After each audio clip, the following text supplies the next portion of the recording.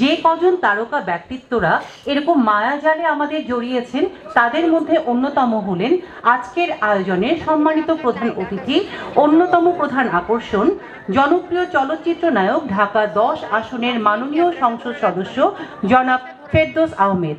আমরা উদ্গ্রীব হয়ে আছি তার কথা শোনার জন্য।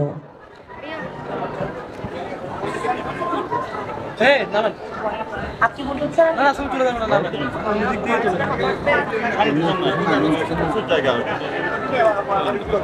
এখানে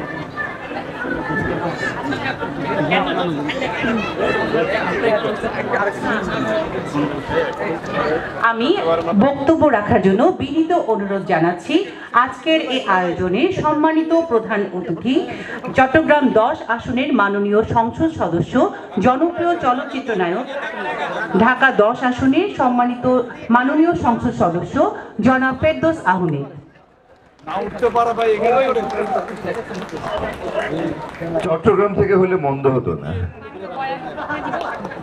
একবার ট্রাই করা যায়, কারণ চট্টগ্রামের মানুষ আমাকে ভালোবাসে। কি ভালোবাসেন তো? আমিও কনফিউজ, উপস্থাপিকও কনফিউজ, কারণ কাউসার ভাই এত সুন্দর সুন্দর কথা বলে গেছেন, তারপরে কথা বলাটা একটা চাপের ব্যাপার। আবার বক্তব্যের শুরুতে আমার প্রশংসাও করে গেলেন যে আমি নাকি ভালো কথা বলি।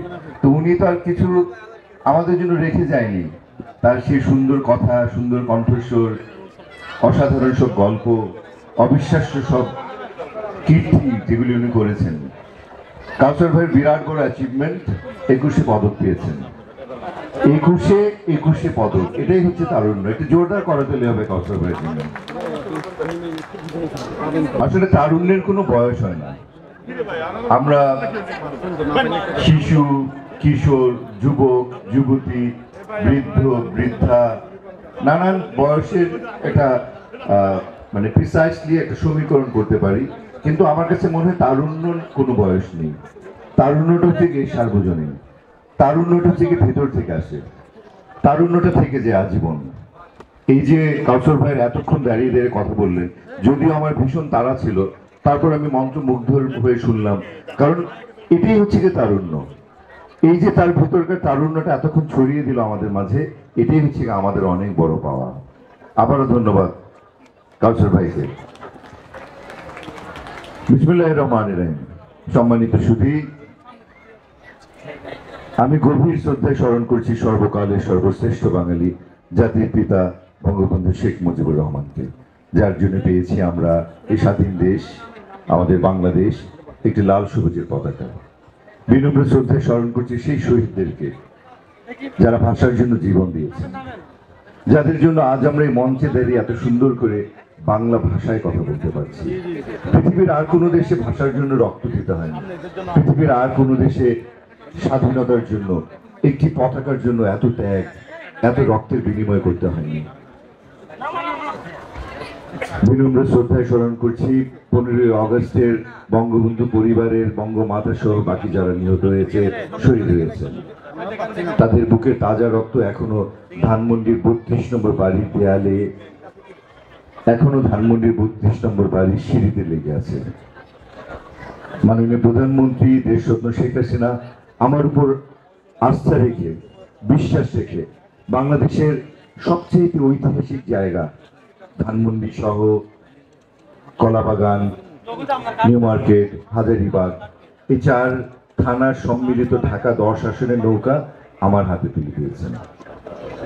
আমি কথা দিয়েছিলাম, যদি আমি এই নৌকার বিজয় নিয়ে আসতে পারি, তাহলে আমি এই নৌকা জাতির জনক বঙ্গবন্ধু শেখ মুজিবুর রহমানকে উৎসর্গ করব। আপনাদের সবার দোয়ায়, ভালোবাসায় আমার সৌভাগ্য হয়েছে, আমি পবিত্র সেই সংসদে গেছি, এবং সংসদে আমি আমার প্রথম দিনের বক্তৃতায় আমি আমার ঢাকা 10 আসনের নৌকা জাতির জনকের শ্রদ্ধার প্রতি উৎসর্গ করেছি। আমার কাছে মনে হয়েছে এটা আমার জীবনের সর্বশ্রেষ্ঠ অর্জন। কাউকে সম্মান দিলে, সম্মান জানালে নিজে আরো বেশি সম্মানিত হওয়া যায়। আজকে আপনারা এই যে আপনাদের মূল্যবান সময় এখানে বসে বসে আমাদের কথা শুনছেন, এতে করে আমরা সম্মানিত বোধ করছি, কিন্তু তার চেয়ে বেশি সম্মান পাচ্ছেন আপনারা। আপনাদেরকে অশেষ ধন্যবাদ, অশেষ কৃতজ্ঞতা।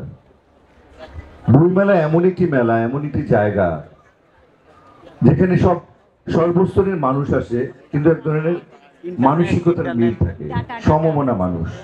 কেউ বই পড়তে এসেছে, কেউ বই কিনতে এনেছে, কেউ কিনতে এসেছে, কেউ বা বই দেখতে এসেছে। আমি শুরুতে বলছিলাম যে ঢোকার মুখে দেখেছি সব বসে বসে ফুচকা খাচ্ছে, তার মানে এই না যে তারা বই কিনবে না, নিশ্চয়ই বই কিনবে। এত দূর দূরান্ত থেকে এসেছে, আর যারা বইয়ের পসরা সাজিয়ে বসে আছে তাদের জন্য তো আমাদের একটা করে বই কেনা উচিত। কি বই কিনবেন তো? আমরা কি বই কিনবো আজকে এই বই মেলা থেকে? বই পড়ার অভ্যাস করতে হবে। বইকে যদি আমরা জীবনের একটা শ্রেষ্ঠ বন্ধু বানাতে পারি, তবে কিন্তু সেই জীবনের অন্য একটা মূল্য থাকে। কারণ এই যে বইটা যে মানুষটা লিখে গেছেন, প্রত্যেকটা অক্ষরের সাথে, প্রত্যেকটা শব্দের সাথে তার এক ধরনের মমতা, ভালোবাসা, সেটা লিপিবদ্ধ করে গেছেন। সেই কথা আপনি যখন পড়বেন, সেটা আপনার মধ্যে ট্রান্সফর্ম হবে। শক্তি কিন্তু ট্রান্সফর্ম হয়। আজকে আপনার ভালো একটা ডাক্তারের কাছে যান, একটা ভালো ডাক্তার যদি আপনাকে দেখে খুব সুন্দর করে আপনার হাতটা ধরে বলে যে আপনার কিছুই হয়নি, তখন মনে হবে সত্যি সত্যি আপনার কিছু হয়নি। আমি জানি না আপনাদের এমন মনে হয় কিনা, কারণ আমি বিশ্বাস করি শারীরিক সুস্থতার পাশাপাশি মানসিক সুস্থতারও একটা বিরাট বড় ভূমিকা আছে আমাদের জীবনে। আমরা তো শুধু শরীর খারাপ হলে ডাক্তারের কাছে যাই, মানসিকভাবে কোনো যদি অবসাদগ্রস্ত হই, কখনো মন খারাপ হয়, কখনো যদি কোনো কিছু